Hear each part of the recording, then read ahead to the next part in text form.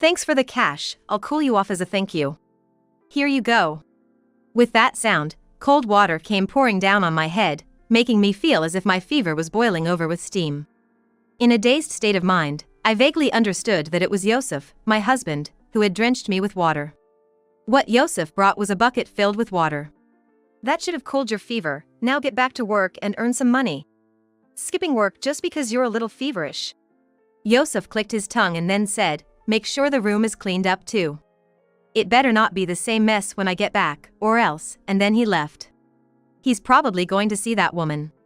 Even in my foggy consciousness, I thought of that, but I'm in no state to do anything about it. I need to ask someone for help. But my body won't move as I want it to. If that's the case, I won't forgive my dad. Of course, I won't forgive Hannah either.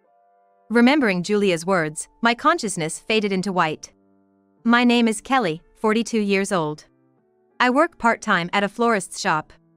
Having worked at the florist's for 10 years and experience in floral arrangement, I've recently started to handle decorations for small events. Yosef and I started dating in college, but near graduation, I found out I was pregnant. We were young and it was troubling, but believing in Yosef's promise to make me and our child happy, I chose to marry him and start a family. Yosef wanted me to stay home while the kids were young, and I agreed, staying a full-time homemaker until our daughter, Julia, turned 10 and became more independent. Then, I wanted to re-engage with society and found my current job. As time passed, our grown-up daughter Julia decided to move out for her studies. Yosef, who adored our only daughter Julia to the point of not even letting her out of his sight, opposed her living alone until the very end. However, Julia's determination to live independently was strong, and eventually, Yosef gave in. "If it ever gets too tough, you can always come back home." Yosef said this disheartenedly, which was both endearing and worryingly overprotective. Yosef had completely changed about a year ago. "Can't you increase your work hours a bit?" One day, Yosef suddenly asked me that. "Huh? What's wrong?" "Well, with Julia's rent and all, expenses have gone up, right? And with the recession, my overtime pay hasn't increased. I was hoping you could earn a bit more." "Is that so?" I went from working 3 to 5 days a week, working every weekday. And since then, Yosef has been coming home late. "Dad's late, isn't he?" Julia, who happened to be home, looked at the clock and said worriedly.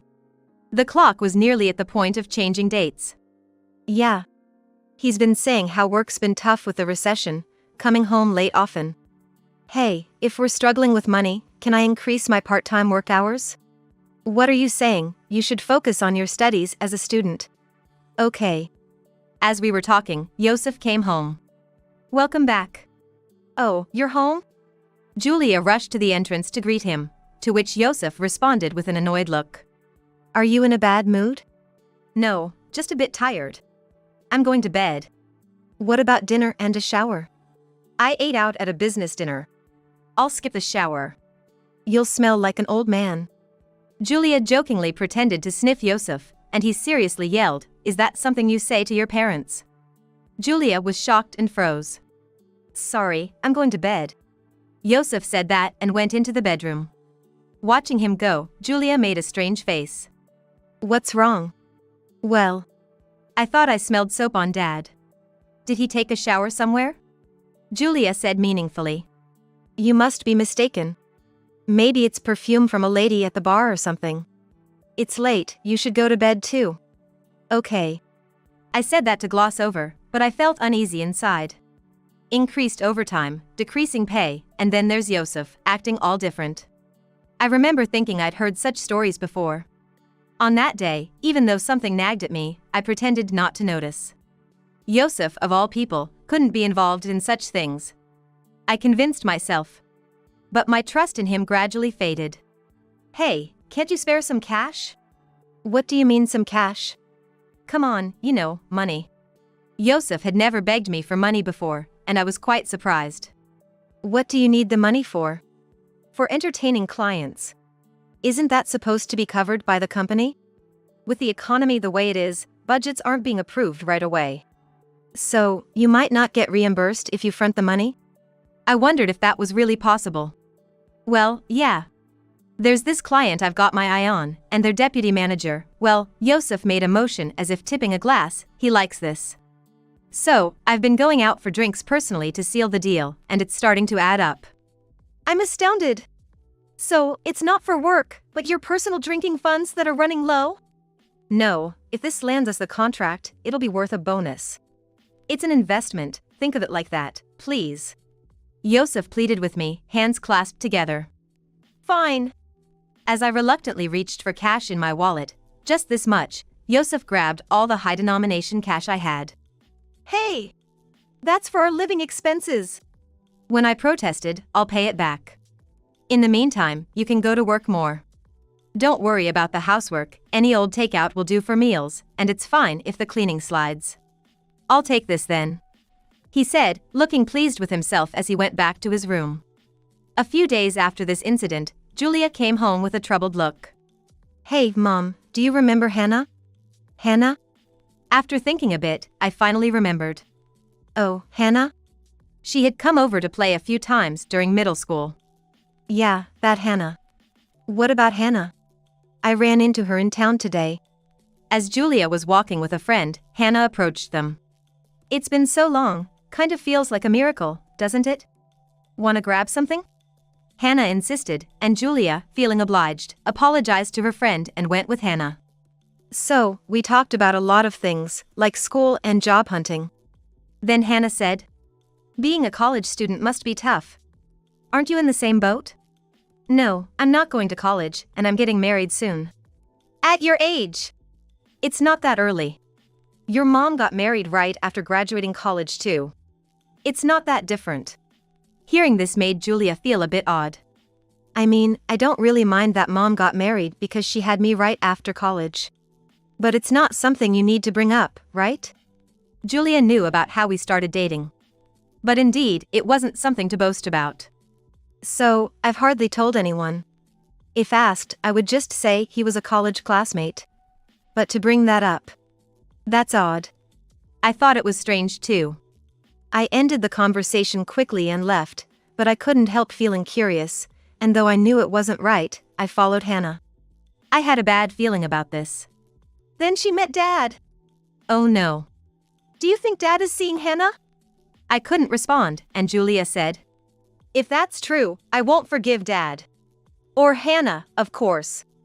I thought for a moment and asked Julia, are you sure it was Dad? Did you check? No, I didn't. Then it might have been someone who just looked like him. Anyway, we shouldn't jump to conclusions until we know for sure, okay? I managed to calm Julia down for the time being, thinking it must have been a case of mistaken identity. There are many people in the world who look alike, I told myself. After that incident, Yosef asked for money again. I'm sorry, there's none left. That can't be true, we just had payday. Sure, the paycheck came in, but there were expenses like Julia's rent and gifts for a relative's wedding. There's no extra cash. There must be a little, right? No, sorry. Hearing this, Yosef scowled and thought for a while before saying, hey, how about Julia stops living on her own and commutes from home? Why? I was so surprised I raised my voice. Job hunting season is coming up, and it's more convenient now. Why should she move back home during such a critical time? Shut up! Yosef snapped back at me. There are girls Julia's age out there struggling. Julia is too spoiled. Pull her out of that apartment and make her commute from home. It's a waste of money. Who are these struggling girls? It doesn't matter who. Just get her back home as soon as possible, right? Yosef ordered and went into his room, locking the door behind him. I felt there was no room for negotiation. The person Julia saw that day with Hannah, it had to be Yosef. Girls Julia's age struggling. Was he referring to Hannah? His heart stolen by a young woman the same age as his own daughter, Yosef started to neglect Julia, whom he once cherished so much. Hannah was supposedly getting married after graduation. Does that mean Yosef plans to leave me? What should I do if that's the case? My thoughts were swirling, and I couldn't focus. I need to do something in case that day comes. Yet, I still hoped, deep down, that Yosef would return to his old self, unable to make up my mind. Kelly, you're zoning out. What's wrong? Oh, sorry. I hurried back to my work. It's rare to see you like this. Sorry. The manager, watching me return to my tasks, said, "Hey, you've got something on your mind, haven't you? You've lost weight recently and seem tired." Manager. I had the urge to spill everything but swallowed it. No, I'm just a bit tired, that's all. I forced a smile as best as I could. Is that so? Well, if there's anything, don't hesitate to talk to me, okay? Thank you. It felt good to have someone show kindness in my current state. My workplace became my sanctuary. While immersed in work, I could forget about Yosef and Hannah. But returning home no longer felt peaceful. What's this? Takeout again? Can't you at least cook? You said it was fine since you're busy. There's a limit to everything. Yosef then threw the takeout into the trash can. What are you doing? More importantly, give me some money. I don't have any. Neglecting your husband to work, you must have saved up a bunch, right? That's terrible. Yosef would demand money, and when I said I had none, he would search the house, take any hidden cash, and leave. His absences grew more frequent. His behavior worsened day by day.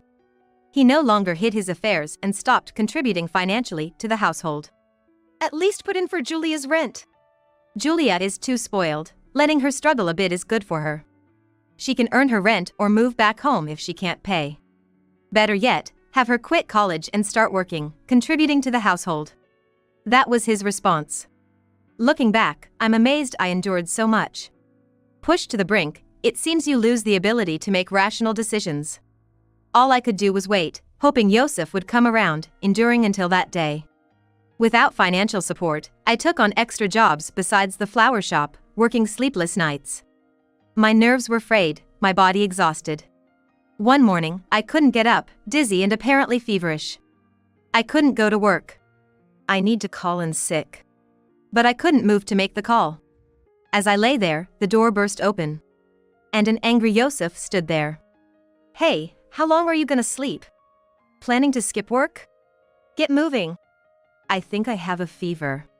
Barely managing to speak, Yosef approached, scrutinized my face, and said, with a sly smile. And just when I wondered what he was about to do, he approached my bag and started rummaging through it. What are you doing?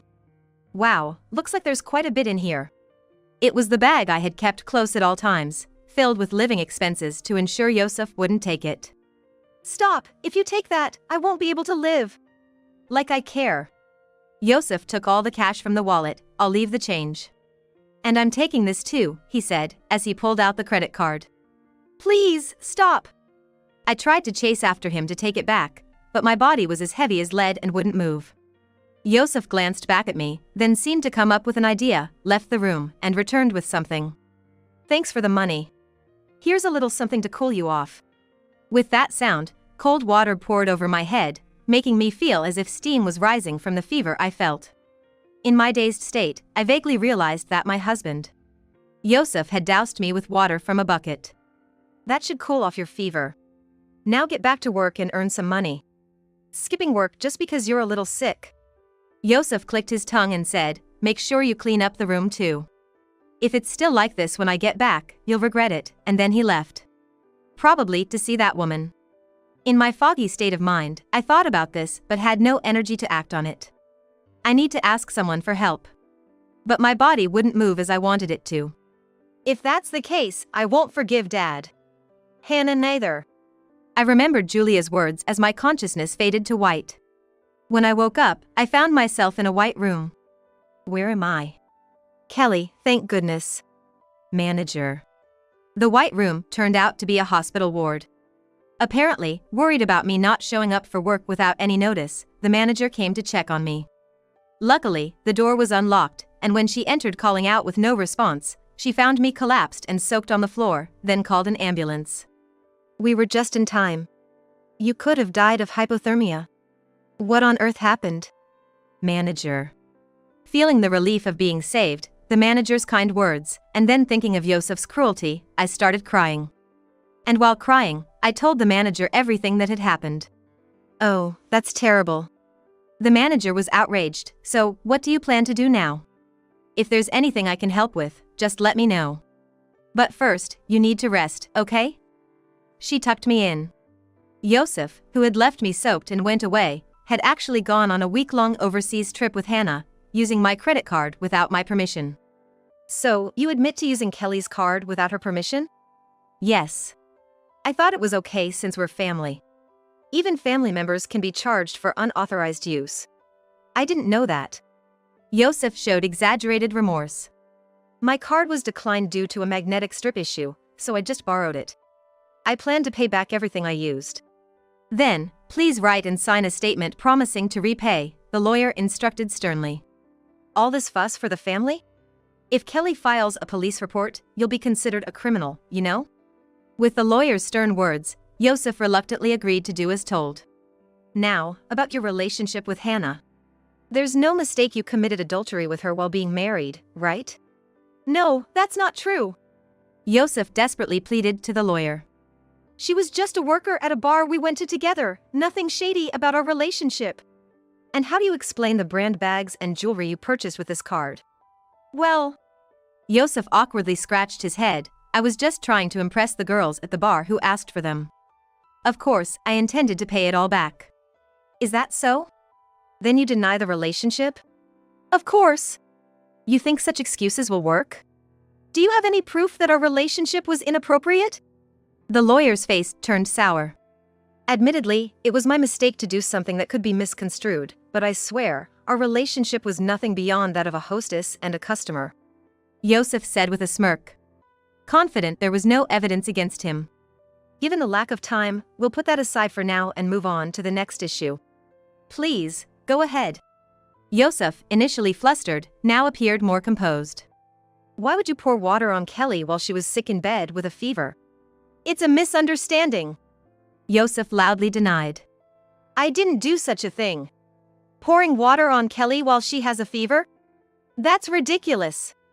Do I look like someone who would do that? First off, why would there even be a need to do such a thing? The lawyer quietly observed Yosef. Please tell me, why would anyone need to pour water on someone sick in bed with a fever? That's what we're asking you for. I told you, I didn't do it. Yosef seemed intent on playing dumb. I don't know why Kelly would lie about such a thing. Maybe she was delirious from the fever and got herself wet without realizing? Yosef concocted a plausible lie. The lawyer looked on with a grim face. Either way, there are no witnesses or evidence. I just borrowed the card without knowing. I have no recollection of being sued by Kelly. No, there is evidence. Julia, who had been listening to the exchange between Yosef and the lawyer in the next room, chose that moment to enter. Julia! What do you mean your father did? I don't consider you my father anymore. With that, Julia showed a video on her tablet. It was a video showing Yosef hurling insults at me, taking the money and card, and pouring a bucket of water on me while I was asleep, then leaving. What's this? Spying? No, it's from a security camera. I set it up secretly because I thought you might do something to Mom. You! Yosef lunged for the tablet, but Julia easily dodged. It's useless. The data has been copied and saved multiple times. If you break this, you'll just add destruction of property to your crimes. What? You're treating your parents like a criminal? What you did is a criminal act. Don't you understand that? Julia explained with a cold stare. First, theft. Even if we're family, stealing money or cards is a crime. Then, leaving your sick mother drenched and unattended, that's either abandonment or assault, and could even be considered attempted murder with indirect intent. Murder! Yosef turned pale. Just because I poured a little water, it doesn't escalate to that. It does. Leaving a sick person drenched and unattended, knowing it could lead to the worst outcome, constitutes such a crime. No! Yosef slumped over the table. Well, you're quite educated. Oh. Julia quickly apologized to the lawyer. Sorry. I didn't mean to overstep with a professional present. No, it's out of concern for your mother. The lawyer smiled kindly. Yosef. Yes. Do you understand how severe your actions were? Yes. Yosef, now devoid of his initial bravado, became meek as a kitten. However, Kelly has stated she won't sue if you agree to her conditions. What are they? The lawyer relayed my demands to Yosef, who agreed to all of them. My conditions were for the house to be transferred to my name with Yosef continuing to pay the mortgage. He was also to repay all the money he had taken from me along with a lump sum for damages. Furthermore, he was to sign the divorce papers. As long as you accept those terms, you're free to remarry Hannah or do whatever you please. With that, Yosef quietly agreed to the demands. After the house was transferred to my name, I sold it immediately. This would cause Yosef considerable trouble due to the double mortgage, but that was no longer my concern. Interestingly, after our divorce was finalized, Yosef, pleased, attempted to marry Hannah, who, of course, refused. Why would a young woman in her 20s marry a middle-aged man burdened with a double mortgage, debt, and alimony, leaving him penniless? It also came to light that Hannah had various issues with relationships and money, and now, she has no one willing to associate with her, regardless of gender. She was expelled from college for that reason, right? Then she met your dad while working at that shop, thinking she could marry into a better life because he seemed well off. Julia guessed, based on what she heard from friends about Hannah. Considering Yosef lied to me about his reduced salary and invested everything he had in Hannah, it's not surprising she thought that way. With the substantial funds I acquired, I became independent and opened my own shop. The manager happily supported my departure, promising to maintain a friendly relationship as industry peers. This was possible because the concept of the manager's shop and my shop's vision were subtly different, ensuring we wouldn't become competitors. It's like I was living in a bad dream. But now, you've woken up from that dream, standing firm on your own 2 feet. Think of it as being bitten by a dog and forget about it. The manager said with a laugh, now, let's focus on our upcoming joint event. Right. Our collaboration between the manager's shop and mine, due to its intriguing concept, has attracted media attention, leading to a surge in new requests. Because of that incident, Julia has decided to work at that law firm after graduating from the law school. Truly, what once was a terrible nightmare has led to nothing but happy realities. I shared, prompting laughter from the manager, get ready to be busy. You'll be too busy to sleep, let alone have bad dreams, she reassured me, and I too smiled.